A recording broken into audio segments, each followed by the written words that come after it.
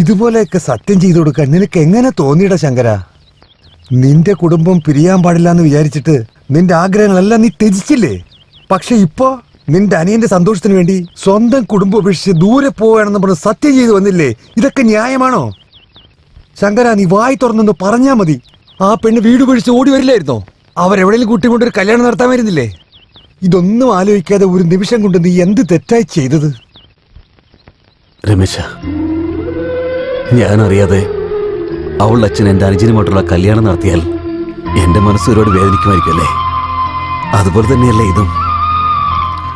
അതും മാത്രമല്ല, അവൻ ആ പെണ്ണ് പറഞ്ഞ ജീവനാണ്. നോക്ക, അവിടെ നടന്ന കാര്യം നമ്മൾ രണ്ടുപേരും അല്ലാതെ വേറെ ആരും അറിയാൻ പാടില്ല. നീ ഇതാരോടും പറയില്ലെന്ന് സത്യം ചെയ്തതാടാ.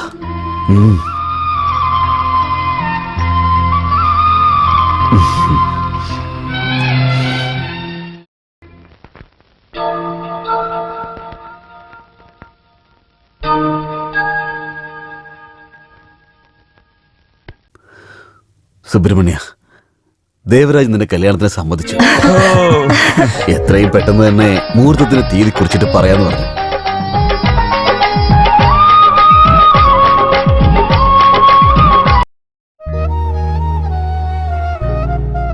ചേട്ടാ, എന്താ മോനെ? നാളെ എനിക്ക് കല്യാണമായി ഒരു കുഞ്ഞു വന്നതിന് ശേഷം എന്നെ വളർത്തതുപോലെ തന്നെ എൻ്റെ കുഞ്ഞിനെ നിങ്ങൾ വളർക്കണം. നിങ്ങളുടെ അടുത്ത് എൻ്റെ കുഞ്ഞ് വളർന്നാലേ അവന് ശരിക്കുള്ള സ്നേഹം, വാത്സല്യം എന്താണെന്ന് അവന് മനസ്സിലാവത്തുള്ളൂ. നിങ്ങൾ വളർക്കൂ.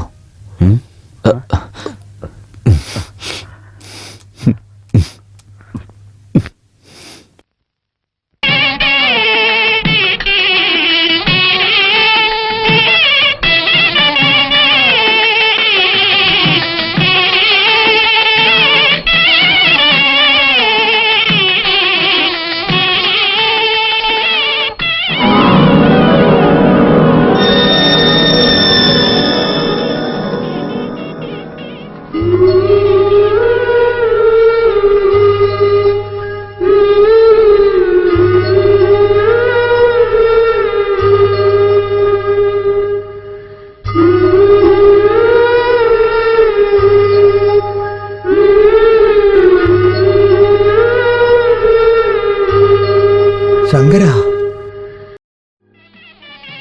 നീ ഇവിടെ ഇല്ലെങ്കിൽ പല പ്രശ്നങ്ങളുണ്ടാവും ശങ്കര. ചേട്ടൻ എവിടെയെങ്കിലും എന്റെ അനിയന്മാരൊക്കെ ചോദിച്ചാൽ എന്താ പറയേണ്ടത്? എന്റെ ചേട്ടൻ എന്തെന്ന് നിന്നോട് ചോദിച്ചാ അയാൾ എവിടെയും പോയിട്ടില്ല. നിങ്ങളുടെ നെഞ്ചില്, നിങ്ങളുടെ സന്തോഷത്തില് എപ്പോഴും കൂടെ ഉണ്ടാവണമെന്ന് പറഞ്ഞേക്കണം. നീ കൂടി ചെല്ലും. ചെല്ലേ.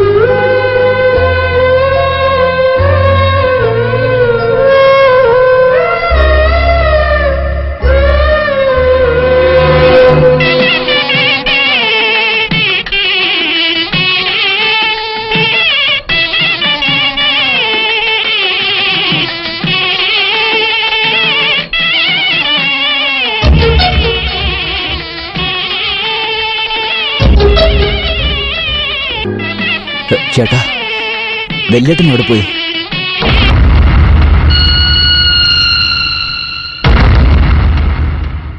ഇനി നിങ്ങളുടെ ചേട്ടൻ വരില്ല മക്കളെ. എന്തുകൊണ്ട്? അതെന്താന്ന് വെച്ചാല്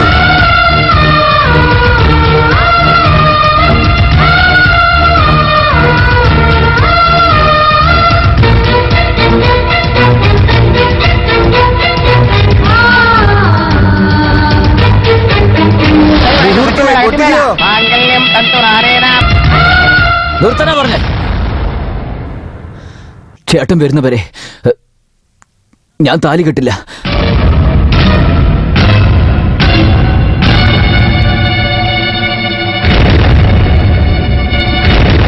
എന്താ നോക്കുന്നേ? ദൈവം എപ്പോഴും ആവശ്യപ്പെട്ടാൽ മാത്രമേ വരം നൽകാറുള്ളൂ. എന്നാൽ നമ്മൾ ആവശ്യപ്പെടാതെ നമ്മളെ ഒന്നിപ്പിച്ചവനാ നിങ്ങളുടെ ഏട്ടൻ. ആ ദൈവമില്ലാത്തപ്പോൾ നമ്മൾ എന്തിനു കല്യാണം കഴിക്കണം?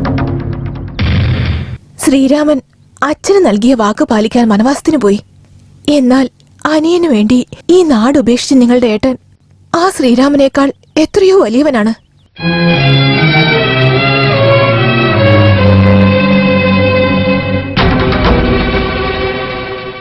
എന്തിനായിരുന്നു അച്ഛാ ഇത്? ചേട്ടനില്ലാതെ അവർക്ക് ജീവിതമേ ഇല്ല. അതുപോലെ അവരില്ലാതെ എനിക്കും ജീവിതമില്ല.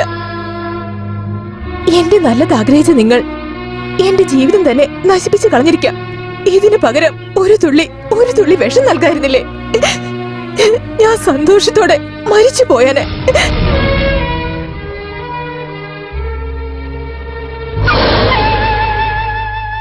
നിങ്ങളെന്തിനമ്മാവ കരയുന്നേ? അവൻ പോയാലെന്താ? ഞാനില്ലേ? കീർത്തിയെ ഞാൻ കല്യാണം കഴിച്ചോളാം. എന്റെ അനിയത്തിന്റെ ജീവിതം നാശം ചെയ്ത് ഞാൻ എന്റെ മോളെ നിനക്ക് തന്ന് ജീവൻ കളയാൻ പറയുവാണോ?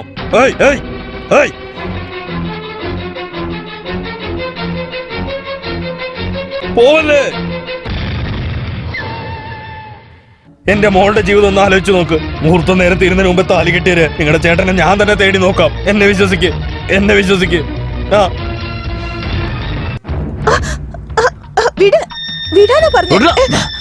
എന്തിനാണ് ശല്യപ്പെടുത്തുന്നേ? വാ മോള്, കല്യാണം കഴിക്കാം. വാ. ദയവേത് ഞാൻ പറയുന്ന കേക്ക്. പ്ലീസ്. അവന്മാരെ തല്ലി ചതക്കടാ. അയ്യോ, എന്റെ മോളെ രക്ഷിക്ക്. നിങ്ങൾ ചേട്ടനെ അന്വേഷിച്ചല്ലേ?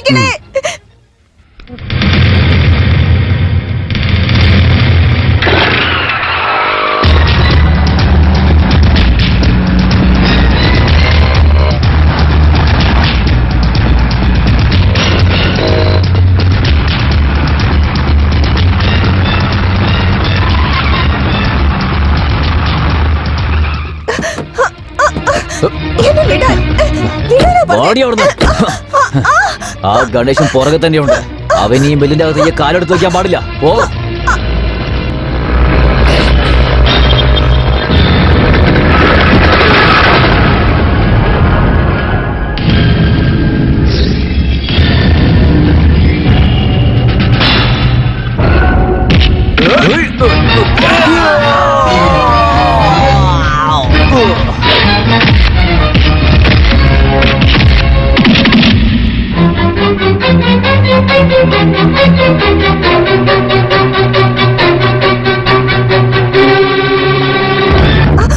നീയാണ് എന്റെ ഭാര്യ എന്ന് ആ ബ്രഹ്മൻ തീരുമാനിച്ചതിന് ശേഷം നീ വേറെ തന്നെ കല്യാണം കഴിക്കാൻ ഞാൻ വിടുന്ന് വിചാരിച്ചോ?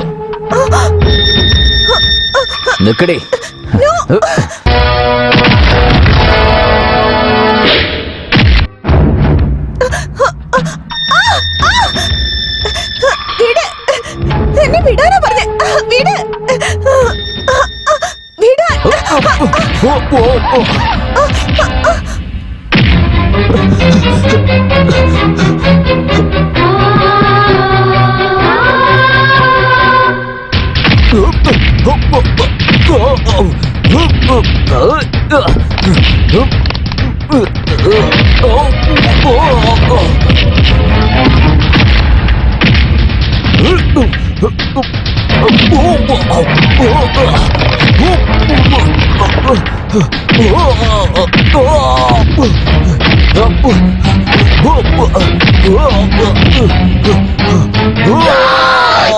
Oh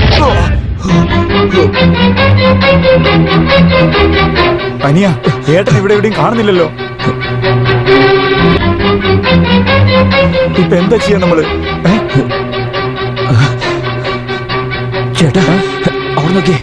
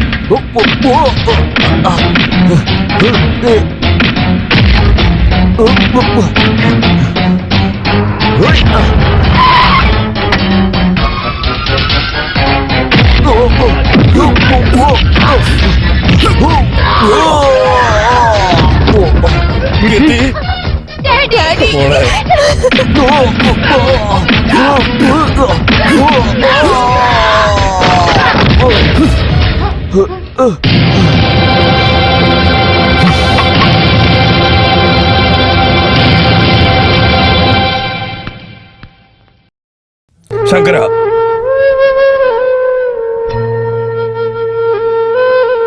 അനുജന്റെ കല്യാണം നിന്നു പോകാൻ പാടില്ല എന്ന് കരുതി പറഞ്ഞ വാക്ക് തെറ്റിച്ച് ഞാൻ തിരിച്ചു വന്നു പോയി.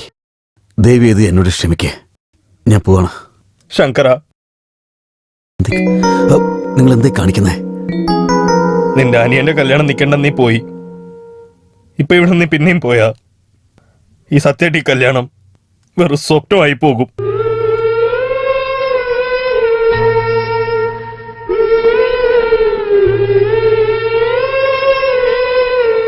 നീ കാരണം എന്റെ അനിയത്തിയുടെ ജീവിതം നാശമായെന്ന് നിങ്ങളെ ചേട്ടൻ അനിയന്മാരെ ചപ്പിരിക്കണമെന്ന് വിചാരിച്ചു. നിന്നെ ഈ നാട് വിട്ട് അയച്ചെന്ന് ഞാൻ ജയിച്ചതായിട്ട് ഓർത്തു. പക്ഷെ നിങ്ങളുടെ ഈ സ്നേഹത്തിന് മുന്നേ, അത് നിങ്ങളുടെയൊക്കെ സ്നേഹത്തിന് മുന്നേ ഞാൻ എന്റെ ജീവിതത്തിൽ തോറ്റുപോയി. ശങ്കര, ഞാൻ ചെയ്ത തെറ്റിന് എന്റെ മകളുടെ ജീവിതം കളയല്ലേ. ദേവി ഇവളെ നിങ്ങളുടെ വീട്ടിലോട്ട് വിളിച്ചോണ്ട് പോയിക്കോ.